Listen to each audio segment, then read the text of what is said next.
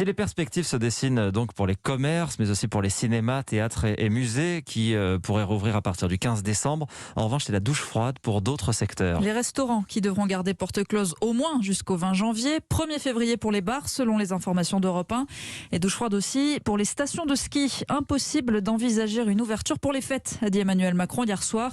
Déclaration surprise, alors que les professionnels et élus de la montagne étaient reçus par le gouvernement en début de semaine. À l'Alpe d'Huez, l'ensemble des équipes de la station de sport d'hiver se réunit ce matin pour envisager des solutions pour la saison. François Badjili, le directeur de l'Office du tourisme. Personne pensait à ce scénario-là. L'annonce de notre président, ça nous a tous.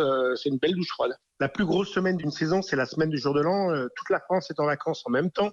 Donc c'est plus gros que les semaines de février. Donc forcément, ça va faire du mal économiquement, ça va faire du mal sur le plan social. Je pense qu'il y a un certain nombre de patrons qui vont décaler les embauches. Parce que ce qu'il faut bien comprendre, c'est qu'en station, même si on peut mettre en chômage partiel un patron d'un restaurant, d'un magasin sport, souvent il fournit le logement à ses salariés.